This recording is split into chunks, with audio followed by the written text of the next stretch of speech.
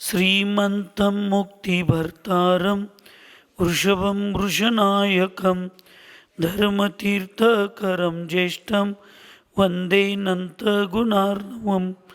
पंचपरमेष्ठी भगवान की, अहिंसामय विश्व धर्म की, सिद्धांत शास्त्र की, चारित्र परम पूज्य आचार्य भगवान सकल कीर्ति महामुनिराज की, चारित्र चक्रवर्ती 20वीं सदी के प्रथमाचार्य शांति सागर जी महाराज की, संत शिरोमणि आचार्य गुरुवर विद्यासागर जी महाराज की, शांत मूर्ति वात्सल रत्नाकर आचार्य गुरुवर सन्मति सागर जी महाराज की, 3 कम 9 करोड़ महामुनिराजों की आज के आनंद की।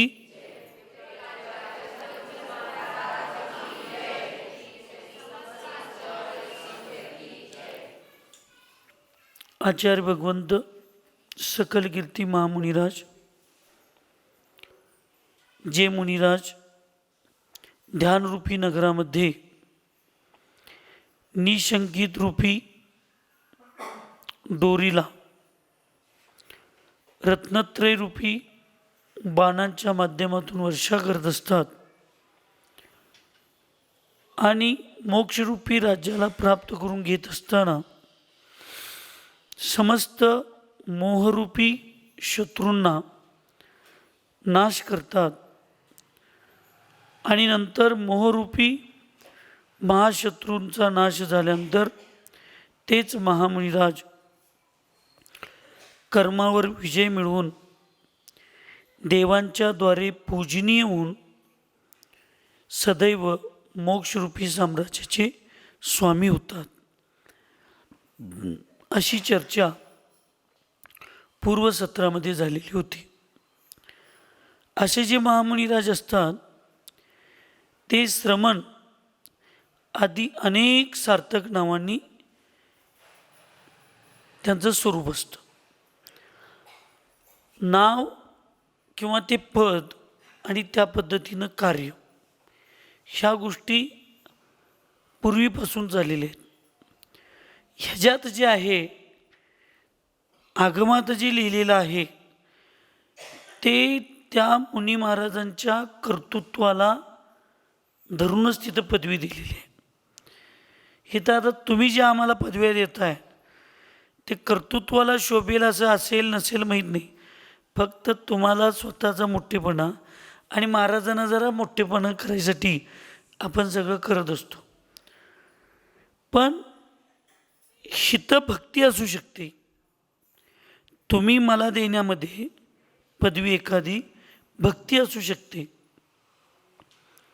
श्रद्धा असू शकते, पण ते बरोबरच असेल याची गॅरंटी नाही. पण इथं जे ग्रंथात लिहिलेलं आहे ते भक्ती आणि श्रद्धेचा काही संबंध नाही. तिथं जो जीव जसा आहे, जसं आचरण करतो, त्या मुनी महाराजांना त्याच कॅटेगरीमध्ये बसवलं जातं. हे तर कर्तव्यच आहे. भावना माणसाला नाजूक करतात आणि कर्तव्य माणसाला मजबूत करतं. म्हणताना कर्तव्यनिष्ठ धर्म जो असतो तोच वास्तविक मोक्षमार्गासाठी निमित्त ठरत असतो. भावनिक होऊन आपण जे करत असतो ते कधी ना कधी तर एक दिवस काचेसारखं काम आहे, ती तुटण्याची शक्यता असते. आणि त्यालाच मग ही अन्य लोक अंधश्रद्धा म्हणतात, अंधश्रद्धा. कारण त्या श्रद्धेमध्ये, त्या भक्तीमध्ये फक्त भावना आहे, तिथं दुसरं काय असू शकत नाही. म्हणून आचार्यांनी ज्ञानपूर्वक केलेलं जे कार्य असतं ते ज्ञानपूर्वक केलेलं कार्यच वास्तविक आपल्या जीवनामध्ये यशस्वी होत असतं. भावनिक केलेलं जे कार्य आहे ते यशस्वी होणार नाही असं नाही, पण त्याच्यामध्ये गॅरंटी थोडी कमी आहे. कारण मग थोड्या भावना जरी निर्माण झाल्या तर माणूस मग पुढचा नाजूक होतो. युधिष्ठिरला, धृतराष्ट्राला माहीत होतं माझा मुलगा हा क्रूर विचाराचा आहे. कारण तो जन्मायच्या अगोदरच त्यांच्या गुरूंनी सांगितलं होतं की हा तुमच्या हस्तिनापुराचं नाव कलंकित करणारा पुत्र होणार आहे, असुरी प्रवृत्तीचा पुत्र होणार आहे. आणि मग ते हिंदू धर्माप्रमाणे सांगितलं की आगम किंवा त्यांचं शास्त्र, आगमचा अर्थ त्यांचं शास्त्र, अशा मुलाला जन्माला घालून विश्वाचं नुकसान करण्यापेक्षा अशा मुलाचं बलिदान द्यायला धर्म मागतो असं सांगितलं. आता त्या हिंसेच्या गोष्टीचा आपला काही संबंध नाही. म्हणजे दुर्योधन जन्म घेण्याच्या अगोदरपासून हे सगळं धृतराष्ट्राला, गांधारीला, सगळ्यांना माहीत होतं. उलट त्यांनी जन्म दिल्यानंतर त्या मुलाला चांगलं काहीतरी संस्कार करण्याचा प्रयत्न करायला पाहिजे होता. पण तो असा आहेच, आता पहिल्यापासूनच आहे, मग असू दे. भावनिक होत गेले. मला सांगायचं काय तुम्हाला, भावनिक होत गेले आणि भावनिक होऊन ते संस्कार करायच्या ऐवजी त्या मुलाच्या आहारी जात गेले. आणि मग छोट्या छोट्या गोष्टींना सुद्धा त्याच्या पुढे, हे आई वडील होऊन त्याच्या पुढे त्यांना झुकावं लागलं.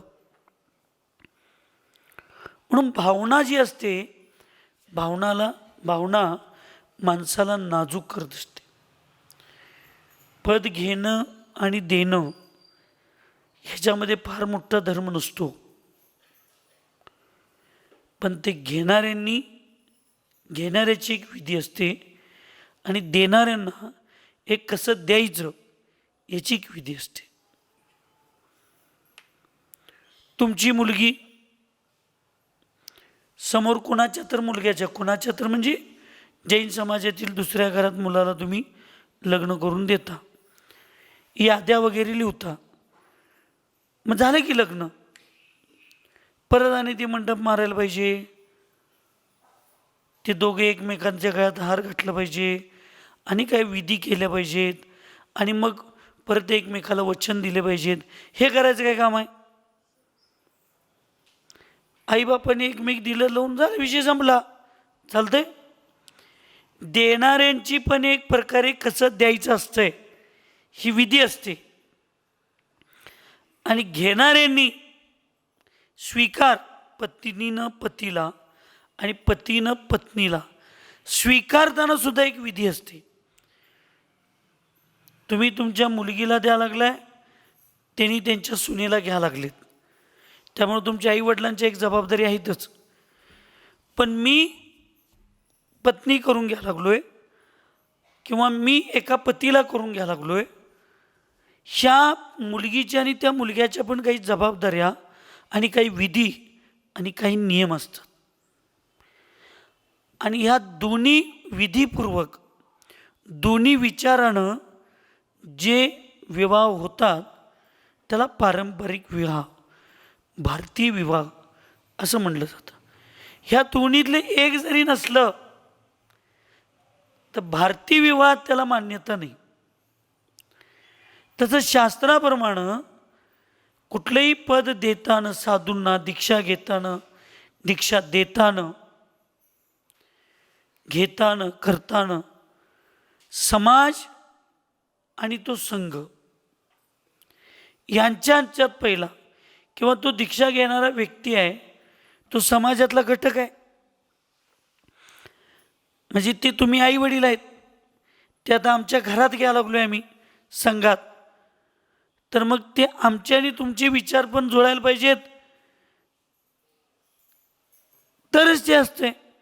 म्हणून दीक्षा देताना, कुठलीही पदवी देताना एकदा समाजाशी, संपूर्ण समाजाशी काय झाला पाहिजे, विचार विनिमय आधी व्हावा लागतो. आणि मग घेतल्यानंतर एकदा दीक्षा घेतली एखाद्या साधूंनी, तर मग ते गुरु आणि शिष्य त्यांच्या दोघांच्यातले कर्तव्य वेगळे आहेत, त्या पण नियम अटी व्हायला पाहिजेत, त्या पण खोलीत म्हणजे बसून ती चर्चा होते. आणि हे सगळं झाल्यानंतर मग समाजापुढं सांगून करून ही दीक्षा असू दे किंवा ही वैवाहिक पद्धत असू दे, ही केली जाते.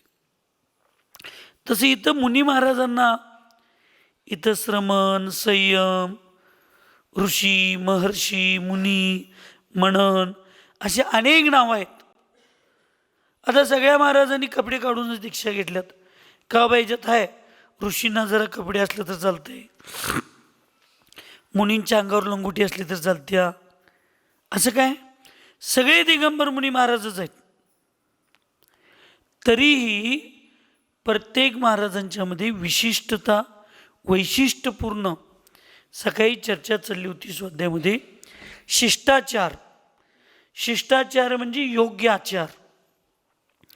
आणि त्याच्यात मग वी शब्द लावलं किंवा वै शब्द लावलं. वै तुम्ही आता म्हणताय नाही, यांच्यामध्ये हा एक विशिष्ट गुण आहे.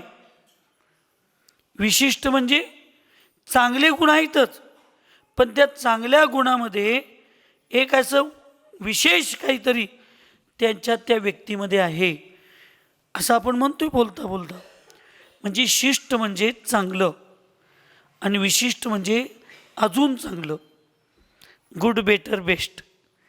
आपण शाळेत म्हणतोय ना, गुड म्हणजे चांगलं, बेटर म्हणजे त्याच्यापेक्षा चांगलं, बेस्ट म्हणजे सगळ्यात चांगलं. चंद्रपूर सागर महाराज गुड, नमित सागर, भास्वत सागर बेटर, आणि सरळ सागर, चंद्रकीर्ती सागर, वात्सल्य सागर बेस्ट.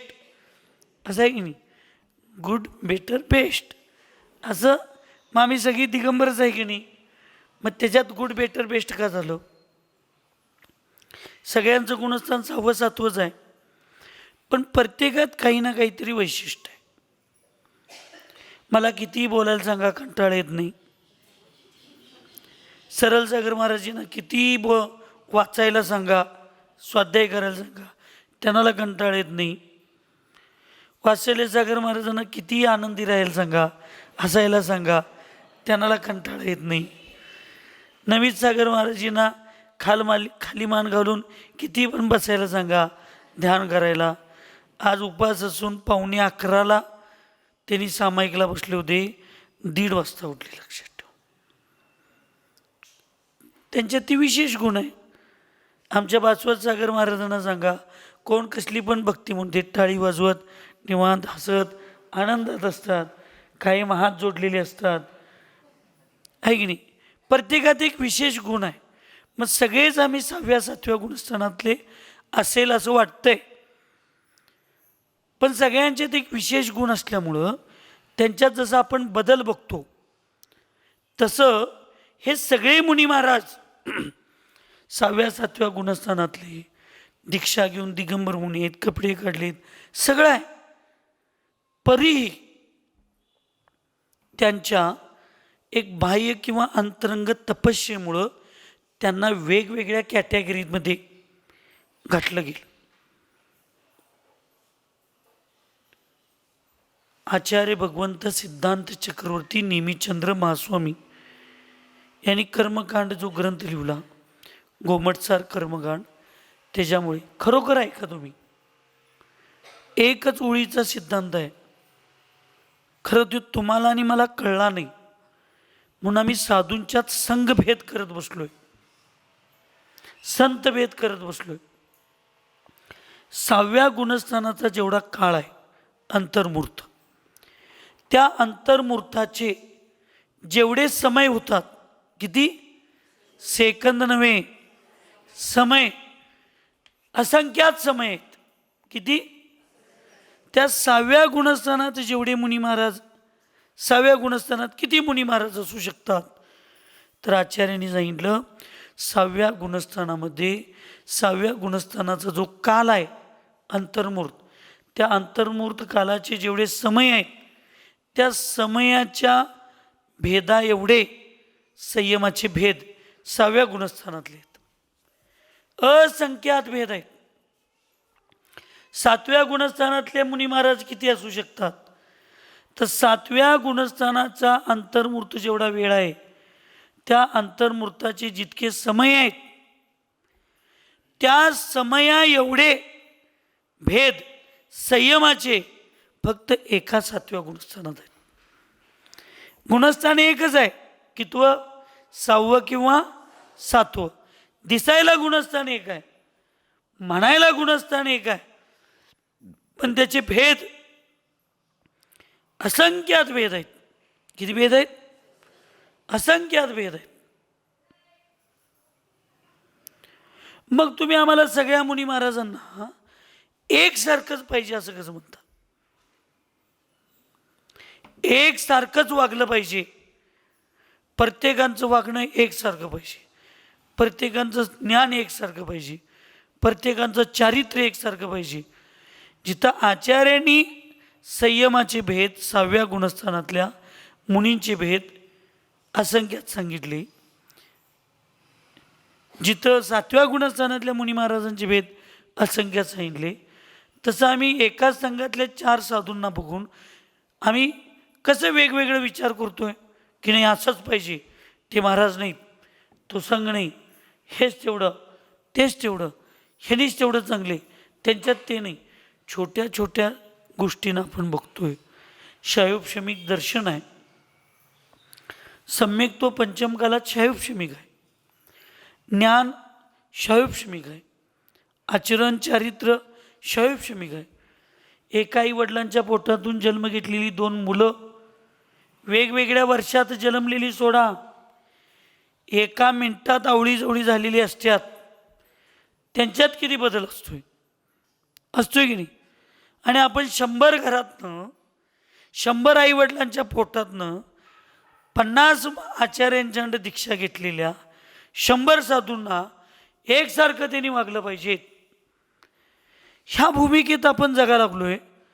आणि मग आपण प्रत्येक गोष्टीत साधूंच्यात कमतरता शोधत बसलो आणि आम्हाला शोधायची, चुका शोधायची सवय लागल्या. आणि मग चांगले साधू आले तरीसुद्धा आम्हाला काय वाटते ते एवढे एकच गुण त्यांच्यात नाही, म्हणून ते साधू काय झाले? चुकीचे झाले. म्हणून ते असं म्हणून चालत नाही आपल्याला. या भैया या, हे या की, स्वागत आहे या तुमचं, या हो या. हां, आणि त्यामुळं आपण सगळ्यांनी असा विचार करून जगलं पाहिजे. आपल्या घरात आपण सगळं एकसारखी भाकरी घालायला लागलोय काय? तुमच्यात 2 पोरं आहेत की नाही? वय तर म्हणा, नाही तर म्हणा.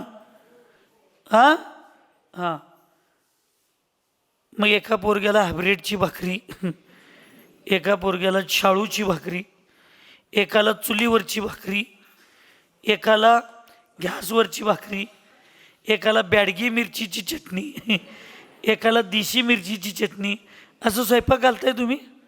ऐकू ना? नाही ना? सगळे एकसारखंच घालताय, तरी पण ती 2 वेगवेगळ्या विचाराचे आहेत. आम्ही रोज एकाच्या घरात खातोय, रोज एकाच्या घरात खातोय, आणि तुम्ही आम्हाला सगळ्यांना एकसारखं पाहिजे म्हणला. प्रॅक्टिकली शक्य आहे का सांगा? प्रत्येकाचं खाणं वेगळं आहे, प्रत्येकाचं राहणीमान वेगळं आहे, प्रत्येकाचं कर्म वेगळं आहे, प्रत्येकाचे विचार वेगळे आहेत. मग एवढं असून आम्ही आमच्या 2 मुलांच्यात एक विचार होत नाही, तरी आम्हाला दोन्ही पोरांच्यावर प्रेम आईवडिलांचं कमी झाले काय? विपुल भैयांचा भाऊ रात्रंदिवस काम करतोय, बँकेत करतोय, बाबाला मदत करतोय, सगळं करतोय, ह्याने काही काम करत नाही, काही काम करत नाहीत, तरी त्यांच्या बापाला जास्तीत जास्त काळजी विपुल भैयांची. का बरं? बघा, ते बाप आहेत, ते आई वडील असतात. आई वडील कधीच आपल्या मुलांच्या मध्ये काय करत नाहीत? भेदभाव करत नाहीत, कधीच करत नाहीत. तुम्ही समाजसुद्धा साधूंचे आई वडील असतात. तुम्हाला साधूंच्यात फार भेद करून चालणार नाही. ज्याचं ज्याचं पुण्यपाप जसं असेल ते ते साधू फिरतील. आईबापाने भेद करून चालणार नाही. आणि एका अपेक्षेनं आम्ही तुमचे आई वडील आहोत, साधू श्रावकांचे समाजाचे आई वडील असतात. आम्हाला पण भेदभाव करून चालणार नाही. आदिनाथ बस्ती, पार्श्वनाथ बस्ती, महावीर बस्ती, 13पंथी, 20पंथी, गरीब, श्रीमंत, चतुर्थ, पंचम, ज्ञानी, अज्ञानी, असं आम्ही तुमच्यात भेद करून चालणार नाही. आमचा हात लाख कोट रुपये दान देणाऱ्यांच्यासाठी जेवढा आनंदानं उचलतोय, तेवढंच 1 रुपये दान न देणाऱ्यांच्यासाठी सुद्धा तेवढ्याच आनंदानं उचललं पाहिजे. आम्हाला चौकालून फार चांगलं चांगलं करून घालणारी लोक समोर आली तर जसा आमचा हात उचलतोय तसं त्या महाराजांचा चौका करणार नाही असं माझ्या बाबतीत कोण बोललं तर तो सुद्धा श्रावक माझ्या पुढं आला तर माझा हात तसाच उचलला पाहिजे. 2 पानाचं माझ्यावर प्रशंसापत्र लिहणाऱ्यांच्याबद्दल जेवढ्या माझ्या मनामध्ये आस्था आहे तेवढं माझ्या निषेधात्मक 2 पानं लिहिलेल्या त्या व्यक्तीबद्दल सुद्धा माझ्या हृदयात तेवढेच भाव असले पाहिजेत. ही सगळी अपेक्षा तुम्ही साधूंच्याकडं करता. मग हीच अपेक्षा आम्ही तुमच्याकडं केलो श्रावकांच्याकडं तर काय चुकीचं आहे सांगा. म्हणून वास्तविक धर्म समजावून घ्या. आम खाओ गुटलियामध्ये गेलो तसं साधू आले. पंचम कालात एकही साधू, मी रेकॉर्ड सांगायला लागलो, सगळ्यांच्या पुढं सांगायला लागलो, पंचम कालात एकही साधू परिपूर्ण गुणांचा कधीही नसतो. कोणी जर सगळे साधू किंवा एकही साधू परिपूर्ण गुणांचं पालन केले असते तर प्रतिक्रमण करण्याची गरजच नव्हती, प्रायश्चित घ्यायची गरजच नव्हती. रोज आम्ही प्रतिक्रमण करायला लागलोय, रोज आम्ही प्रायश्चित घ्यायला लागलोय. आम्ही पंचम कालाच्या अपेक्षेनं सगळ्यात चांगले साधू असू शकतो. ऐकायला काय झोपायला आहे. मी माझं सांगाल नाही, मी तर रोज एकदा म्हणतोय देवा लई वर नसलं तर राहू दे, पण ती 3.9 करोड मधला ती शेवटचा तर नंबर माझा असू दे, तिथला तर असू दे, त्याच्यापेक्षा वर नाही गेलो तर राहू दे, पण त्याच्या खाली तर जाण्या एवढं माझ्यात परिणाम कधी विचलित होता कामा नये. अगदी मी प्रामाणिक भगवंतांच्या मंदिरात बसून सांगतो. पंचम कालात 20व्या-21व्या शतकाच्या अपेक्षेनं काल द्रव्य क्षेत्र काल भाव याच्या अपेक्षेनं मी एक चांगला साधू असू शकतो, पण मी आगमात सांगितलेलं आहे तसा परिपूर्ण साधू मी असू शकत नाही. जर तसा मी साधू असतो तर मग मला प्रतिक्रमण करण्याची गरज नव्हती. दोषच लागणार नाही तर प्रतिक्रमण करायचं काही काम आहे, प्रायश्चित घ्यायचं काही काम आहे. म्हणजे जिथपर्यंत आमचं प्रतिक्रमण चालू आहे, जिथपर्यंत आमची प्रायश्चितची भूमिका चालू आहे 6व्या आणि 7व्या गुणस्थानापर्यंत, तिथपर्यंत न कळत आम्हाला थोडाफार दोष लागतच असतो. मग आम्ही जसं तुमच्या श्रावकांच्या बाबतीत विचार करून साम्यभाव धारण करतो तसं आपण सुद्धा साधूंच्या बाबतीत ज्याचं त्याचं कर्म ज्यांच्या त्यांच्या संग आपण शांततेत बसून हे पंचम काल आहे, हे थोडं इकडं तिकडं होणार, त्यांनी काही पण करू देत. असं कुठं लिहिलंय काय? वृक्षारोपण करताना आंब्याच्या झाडं लावली तर पुण्य 100%, चिंचची लावलं तर 90%, लिंबाचं लावलं तर 50%. असं कुठं लिहिलंय शास्त्रात? नाही, मला माहीत नाही. कुंभोजमध्ये काय आहे काय अशी काय व्यवस्था? वृक्षारोपण. तुम्ही ज्या वेळेला एखाद्या साधूंना चांगल्या भावनेनं तुम्ही आहारदानच का करायचं असते सांगा? घेऊ दे 1 मिनिट विषय येऊ. कशासाठी करायचं आहे? एक बहीणदार यान मोडूदा हक्क बेकला यार घेवळदा मग ते हाकलेलं रे यावाक प्रवचनदा घ्या तगद्या रू यान अंधारू असं आहे. मुनी महाराजांचं रत्नत्रय सुरक्षित राहावं, मुनी महाराजांचं आरोग्य सुरक्षित राहावं आणि त्यांच्या आरोग्याची काळजी आम्ही घेतलो तर त्यांच्या रत्नत्रयामध्ये सुद्धा आपोआप चांगलं होतंय. तुम्ही पोटाला घालता शुद्ध, शुद्धचा अर्थ मर्यादेचं, हे पोटाला घालता हे तुमच्या शरीराची, मुनी महाराजांच्या शरीराची काळजी घ्यायला लागलाय. आणि सोवळ्यामध्ये परिणामांची विशुद्धी ठेवून तुम्ही ज्यावेळी स्वयंपाक करत असताय त्यावेळी त्यांच्या रत्नत्रयाच्यासाठी तुम्ही सुरक्षितेसाठी आहार करत असताय. आमचा पुरुषार्थ कमी आहे हे आम्हाला मान्यच आहे, आमचं थोडं कर्म उदयात आहे हे आम्हाला मान्य पण आहे. पण या सगळ्या पुरुषार्थ कमीला आणि कर्माच्या उदयाला बहिरंग निमित्त कोण आहे? तुम्ही चौका करा लागलाय तेवढ्यात तुमचं पोरगे येते, आई आई मला जर हे पाहिजे. भाड्या जा की चौका लावली तुला कळते काय, सवळ्यात यायचं, चल बाहेर चल बाहेर.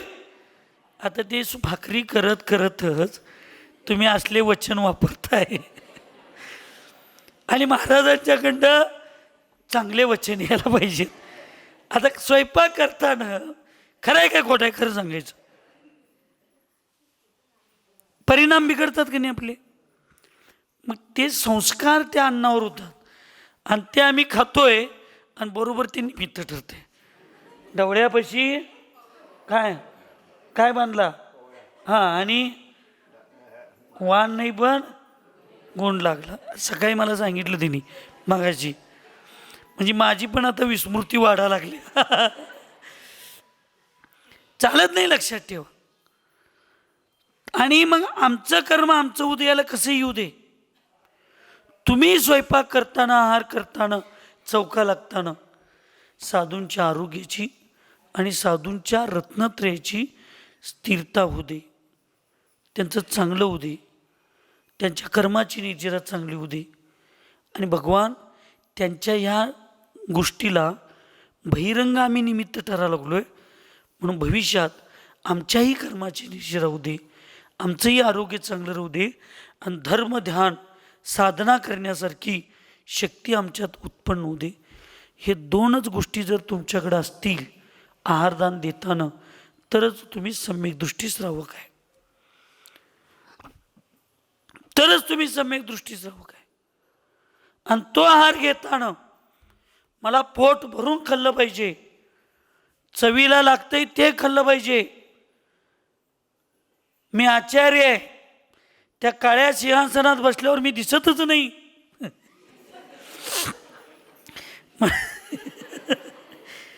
त्या सिंहासनात बसल्यानंतर मी शोभायला पाहिजे. परवा मला असं विपुल भैया म्हटले, आचार्यांच्या मानानं तुमचं पोटच नाही. मी म्हटलं, ज्या आचार्यांना जास्त पोट असते त्यांना लई त्रास असतोय, ते गावाचं ऐकून घेऊन सगळं पोटात साठवत्यात म्हणून ते फुगतंय. माझं पुण्य एवढं चांगलं आहे, माझे गुरूंचा आशीर्वाद माझ्यावर एवढा मोठा आहे, मला कोण त्रासच देत नाही, मला कुणाचं ऐकायची गरजच पडत नाही, मीच सगळ्यांना ऐकवतोय. त्यामुळं मला कुणाचं ऐकत नाही मी, त्यामुळं मी काही लई घेत नाही, त्यामुळं साठवायची गरज नाही. त्यामुळं पोट माझं साफ आणि स्वच्छ आणि सुंदर आहे, ते वाढतच नाही. काय गरज आहे त्याला.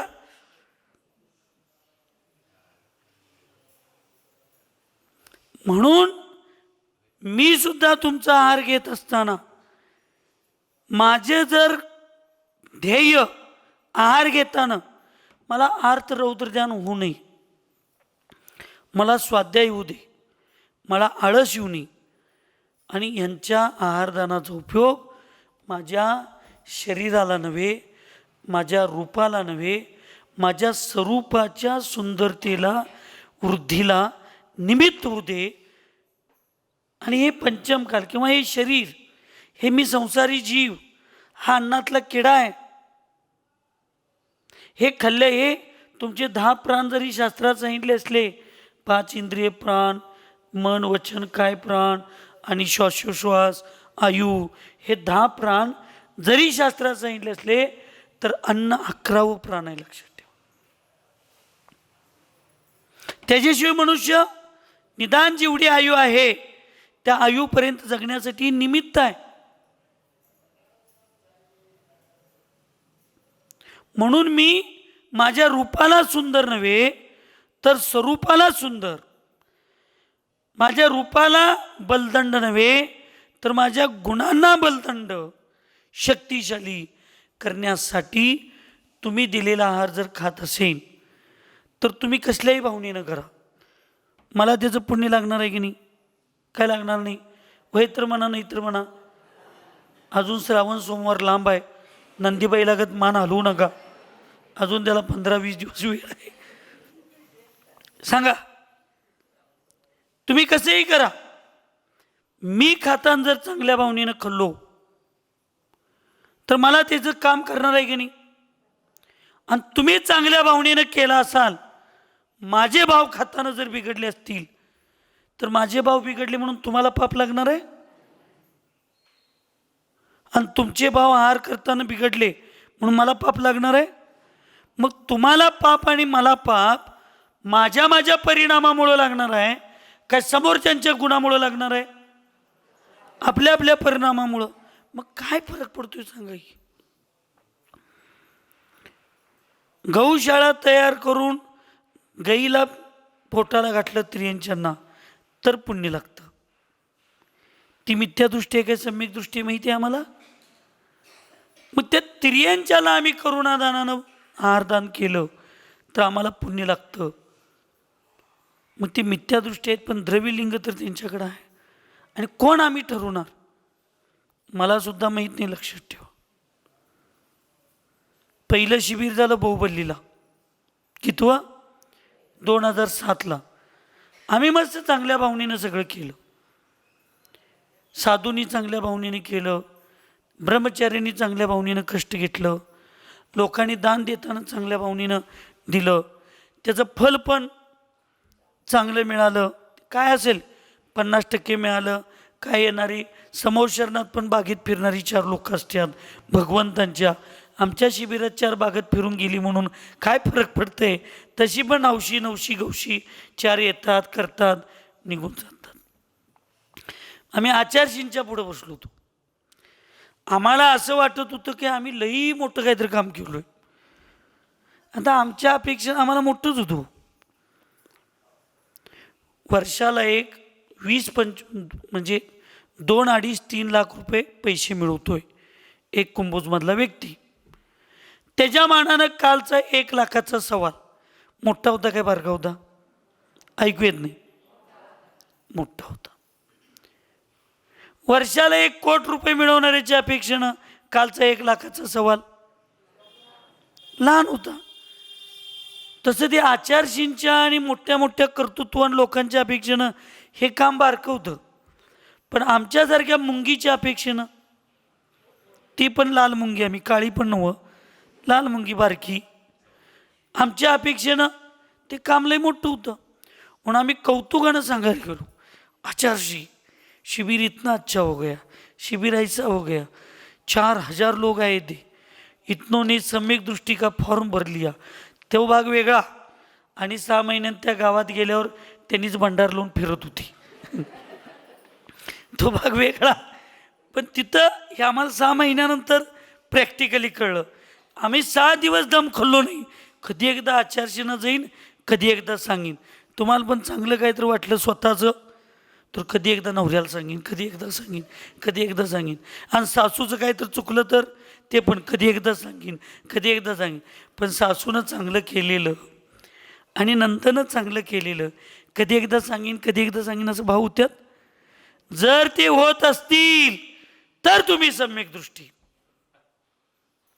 सासूचं एक चांगलं काम, नंदेचं एक चांगलं काम, ज्या दिवशी तिनं 99 चुकीचं करू दे, एक काम आयुष्यात येऊन चांगलं केली, ते चांगलं काम कधी एकदा मी माझ्या नवऱ्याला सांगीन, कधी एकदा मी माझ्या माहेरला फोन करून सांगीन, माझी सासू एवढी चांगली आहे, माझ्या सासूनं आज एवढं चांगलं काम केली. हे भाव ज्या दिवशी होतील त्या दिवशी तुम्ही सम्यक दृष्टी आहे, त्या दिवशी मंदिरात येऊन तुमचा उपयोग आहे.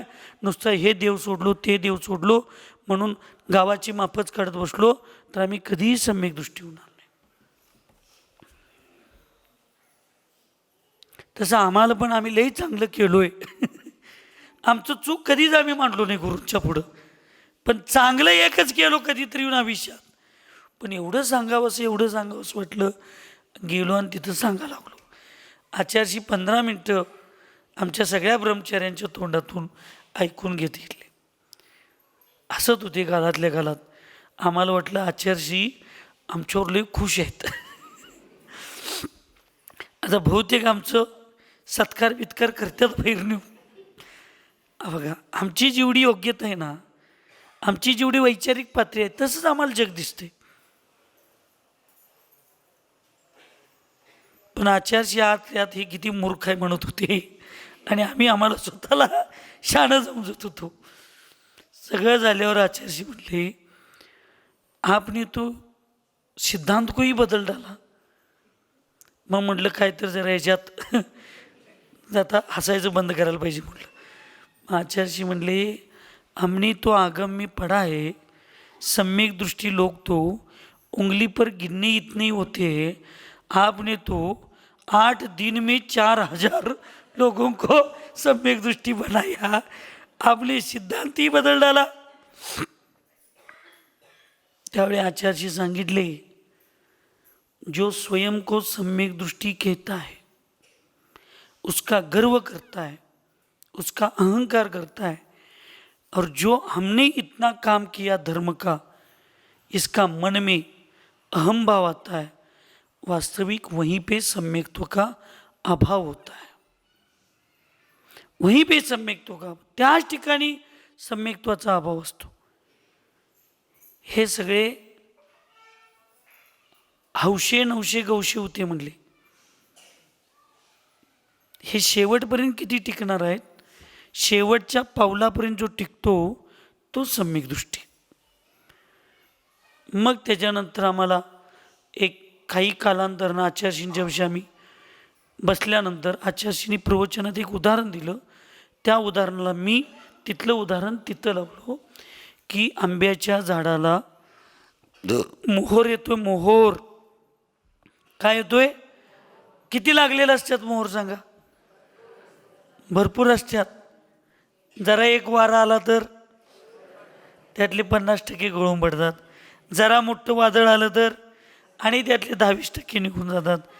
मोहर 25%च टिकतात. त्याचे मग जरा कैरी तयार होतात. त्या कैरीतलं पण आणि जरा मोठं वादळ आलं तर ते पण पडतात. म्हणजे जेवढं मोहर लागलेलं असतं त्यातलं 5%च फक्त शेवटपर्यंत आंबे खायला येत असतात.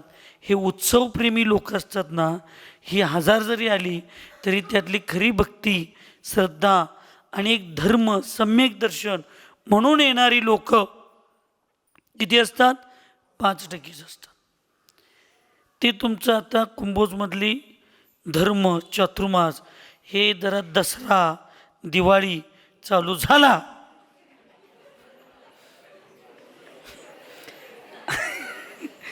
आता मस्त आंब्याच्या झाडाला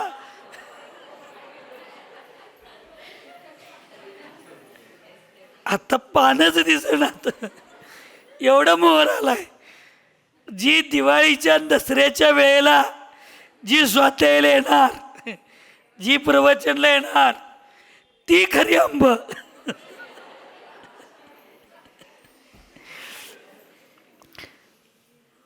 मग हा चातुर्मास खरोखर ऐतिहासिक करायचा असेल, हा चातुर्मास खरोखर सार्थकी करायचं असेल तर किती पाऊस पडू दे, किती पाहुणं येऊ देत, कसलंही दिवाळीला लाडू करा मोतीचूर आणि दसऱ्याला करंजा करा, कानूल करा, 1-1.5 तास स्वाध्यायाचा. चौक्यातली गर्दी कमी होऊ दे, काही मला विकल्प नाही, पण स्वाध्याय आणि धर्मज्ञानाची, ज्ञानगंगेची ही गर्दी कमी होता कामा. ते ऐकायला दिवाळी दसऱ्याला सुद्धा कोण येतील? ती सगळी आंबे, बाकीचे सगळे मोहर. बरोबर आहे का चुकीचं आहे? मग मी आचार्यजींचं ते वाक्य माझ्या लक्षात आलं की बाबा हे सगळे मोहर होता. जीवनाच्या शेवटच्या समयापर्यंत त्या शिबिरातलं वाक्य, ते गुरूंचे वचन जे आपल्या आत्म्यामध्ये हृदयामध्ये स्थिर ठेवून शेवटच्या क्षणापर्यंत जे धर्म करतील ते आंबे, गर्दी किती असू दे, योग्यतेची लोक 5-10% असतात. लक्षात ठेवा. हे ज्या पदव्या आहेत, मी विषयांतर कधीही करत नाही, ह्या ज्या पदव्या आहेत त्या योग्यतेनं दिलेल्या पदव्या आहेत, भावनेतून दिलेल्या पदव्या नाहीत, योग्यतेतून दिलेल्या पदव्या आहेत. म्हणून आपण सगळ्यांनी या सगळ्या गोष्टींचा विचार करून याचं चिंतन उद्याच्या स्वाध्यायात करूया. नावाचा अर्थ काय, त्या पदवीचा अर्थ काय, कुठल्या साधूंना कुठल्या पदवीमध्ये बसवायचं हे आपण बघू. पण आज तुम्ही हे लक्षात ठेवा, आपण जो चौका लावतो तो साधूंच्या रत्नत्रयासाठी करतो. मग तुमच्या मनामध्ये स्थितीकरणांग आहे का नाही? ऐकू येत नाही. वात्सल्यांग आहे की नाही? प्रभावनांग आहे की नाही? कुठलीही अपेक्षा केला नाही, निकांक्षित आहे की नाही? तुमचा पैसा हा चांगल्या पद्धतीनं काय मिळवलेला आहे असं असल्यामुळं तुमचं निशंकित अंग आहे की नाही? तुम्हाला हे करत असताना, भांडी धुताना, स्वयंपाक करताना काही मनात किळसभाव येत नाही. निर्विचिकित्सा अंग आहे की नाही? करताना तुम्ही अत्यंत सवळ्यानं करायला लागलाय, म्हणजे विवेकानं करायला लागलाय, मूर्खता सोडून करायला लागलाय, म्हणजे तुमच्यात अमूढ दृष्टी अंग आहे की नाही? एक चौका विवेकानं, विनयानं, भले भाजी भाकरी करा, भले वरण भात करा. मी आज सांगायला लागलोय वरण भात करा. का बरं? आता मी 4 महिने लाल चटणीचा त्याग केलोय, आता मला वरणशिवाय पर्यायच नाही. म्हणून वरण भात करा, भाजी भाकरी करा, पण विवेक, विनय, श्रद्धा, आस्था आणि साधूंच्या रत्नत्रयाची, साधूंच्या आरोग्याची आणि साधूंच्या साधनेमध्ये वृद्धी होण्यासाठी माझं हे द्रव्य उपयोगाला येऊ दे अशी भावना करा. साधू काय करायचं करू दे, तुम्हाला पुण्य लागल्याशिवाय राहणार नाही. आणि आम्ही आहार घेताना ही माता एवढ्या चांगल्या भावनेनं आहार केलेले आहे, भक्तीनं आहार केलेले आहे, श्रद्धेनं आहार केलेले आहे. हे भगवान, जसं ती माझ्या रत्नत्रयासाठी आणि माझ्या शरीराच्या काळजीपोटी एवढं कष्ट करूनही केलेलं आहे, भगवान तिचाही परिवार, तिचाही संसार, म्हणजे परिभ्रमण नव्हे, संसार हे तुमचं गृहस्थी जीवन, तिचाही धर्म, तिचेही विचार, तिचेही सम्यक दर्शन असंच सुरक्षित राहू दे. मग समजा आम्ही पण असं म्हणलो, ती ज्या भावनेनं स्वयंपाक केल्या त्याच भावनेनं तिचं चांगलं होते असं जर आम्ही म्हणलो आणि तुम्ही बोटं मोडत चौका लावला असलं तर, हे लावताय म्हणलो काय मी? लावला तर मग मी आशीर्वाद काय दिलो? तिनं ज्या भावनेनं चौका लावल्या असंच तिच्या घरचं होते असं मी आशीर्वाद दिलो. तुमच्यावर विश्वास आहे हो माझा की कुंभोजची लोक फार चांगले आहेत, खरोखर चांगले आहेत. कुंभोजच्या बायका तर अति चांगल्या आहेत, काय तुम्हाला सांगायचं. म्हणून मी 5-6 गाव सोडून इथं आलोय. म्हणून माझा विश्वासच आहे तुमच्यावर. तुम्ही चक्की चांगल्या भावनेनं मला सगळी माझी सेवा करायला लागलाय, संघाची सेवा करलाय. ह्या अत्यंत दृढ विश्वासानं मी जर म्हणलो, ती ज्या भावनेनं चौका केल्या असा तिला आशीर्वाद फलितार्थ होते असं मी म्हटलो, आणि तुम्ही तोंडानं चांगलं म्हणत असचिला आणि आतल्यात दुर्योधनानं जसं वर्ण तुझी युवराजपद मी स्वीकारतो म्हटला आणि अंतरंगातनं त्याला मारायचं प्लॅन करत होता, तसं महाराज आमचं लय भाव चांगला आहेत, लय भाव चांगला आहेत म्हटला. आणि आतनं कवा 7 दिवस होत्यात कुणास ठाऊक नाही, मला विश्वास आहे. उदाहरण द्यायला लागलो मी. चोराच्या मनात चांदणे असतात हो.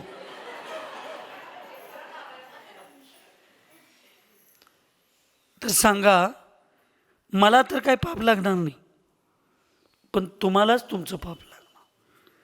म्हणून साधूंची सावकांच्या बाबतीत चांगले भाव, धर्माचे भाव करून आशीर्वाद द्यावं.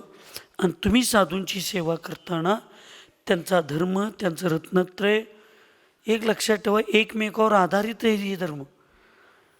आम्ही किती जरी छाती फुगवून सांगितलो मला कुणाची गरज नाही, 7व्या दिवशी बासवत सागरांच्या अगोदर माझी जुळणी करायला लागली.